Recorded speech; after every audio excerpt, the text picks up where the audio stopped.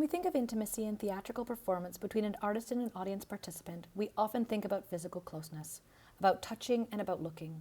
Mutual gaze and body-to-body contact are powerful conduits for emotional contact, and I would argue a kind of accelerator for meaningful relational storytelling. Erica Fischer-Lichte points out that for a highly sensory medium of sight and sound that is premised on co-presence, it is odd that touch has been sidelined in theater. One reason for this opposition to touch, she argues, stems from a division of public and private experience. Theater going is public, whereas touching is private. Another reason she offers is that touch is a kind of invasion of the real into the fictional. These two factors, doing private things in public spaces and the blurring of real bodies doing real labor within a fictional relationship, makes physical intimacy and performance awkward and alienating.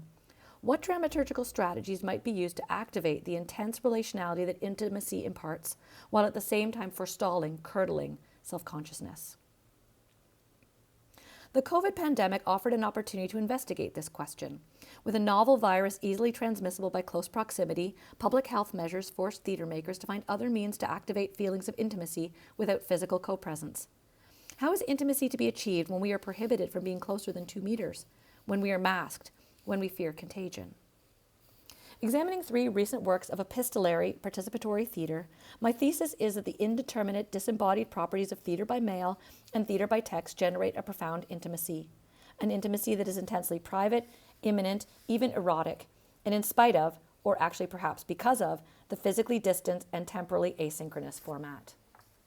New Age Attitudes by Amanda Sum is a concert that arrives in the mail, a brown envelope about the size and weight of a CD.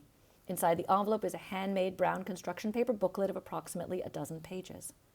Interspersed with descriptions of what the music sounds like and the lyrics, Amanda provides instructions. Close your eyes.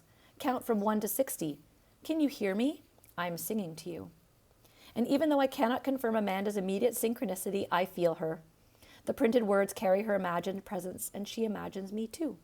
She writes, "This is a song about being alone in a small space, maybe like how you are in your room right now." I cannot see Amanda and she cannot see me, and it is the nature of mail that there is no body, no face, and no voice. The person that is Amanda is print only, and even though Amanda and I are disembodied, mail is actually a very tactile form. Characteristic of mail is that the object travels, touched by one and then touched by the other. It is also profoundly private, silent as reading, and I can see why Valentine's Day originated in the 18th century with the rise of the organized postal system. Throughout the concert, Amanda alternates imagery of being alone and telling secrets to the trees and being together with me. All I really know is that you were wearing green and I was wearing paisley. Amanda exists somewhere in my past and I exist somewhere in Amanda's future. Amanda cannot know how or if I have responded to her prompts. Maybe you flipped through this in a couple of minutes, or maybe you accepted the invite to indulge in time together. Maybe we do eat, we do drink, or maybe we simply listen, because as much as you are my audience, or what have you, I am yours. Another performance by mail is 12 Letters from Your Lover Lost at Sea by Thomas McKechnie. In 12 postcards and letters, you are addressed by someone who claims a close romantic relationship. Letters arrive every few days, postmarked from across Canada, as the writer journeys by bus and hitchhiking to Toronto from Fort McMurray. Each delivery arrives at my home, where I read it and in the privacy of my kitchen. Amanda addressed me as you. This correspondent calls me by name. Who is this person? Apparently they are my would-be lover gone on a quest of personal discovery. The performance operates like a pervasive game, stitching an alternate world into the interstices of my mundane life. Could this person actually be my lover? Sure, why not? Another dramaturgy of the work is its extension over time and space. It is a series. There is a pleasure of expectation of the arrival of the next message from my person, grounded in the reality of geography and manifest in material objects that really did travel all that distance. This seductive fiction takes its root and tendrils wind around my real life. One letter stages an erotic episode. It is way more explicit than anything I could actually experience in public performance. Passionate imagery spills from the page, urgent and stirring without descending to the anatomical. Without bodies, we could be anyone. It seems paradoxical, but the reduction to print is key to unlocking the emotional and physical thrills of this work. Some Must Watch While Some Must Sleep by Tanya Marquardt, presented at the Festival of Live Digital Art, unfolds via text message over the course of 14 nights.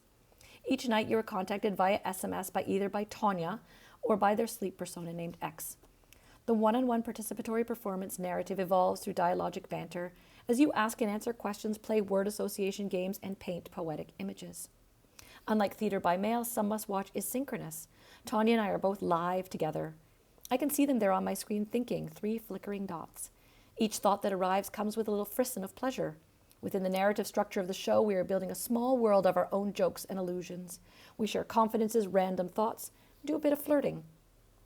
Another aspect of texting is that somewhat parallel to that tactility of mail is the manual affection of which we hold our phones. Phones are our constant and mesmerizing companions, held close to my face, cradled in my hands, in my pocket and under my pillow when I sleep. Tanya, appearing in my text, immediately frames this conversation as one with an intimate. We are whispering secrets to one another. Indeterminacy, an essential quality of text, also creates flexibility about the nature of relation, about who you are, about who I am. It reduces but does not entirely eliminate the awareness of the transactional nature of our participatory labor. Of course, this is not a new idea. It is Horace, writing 2,000 years ago in The Art of Poetry, who asserts that things which enter the ear affect the mind more languidly than such as are submitted to the faithful eyes. Remove voice too, and what remains is even more abstracted. What I think these participatory performances demonstrate is that intimacy is a mental state, sometimes activated by gaze or by touch, but not necessarily.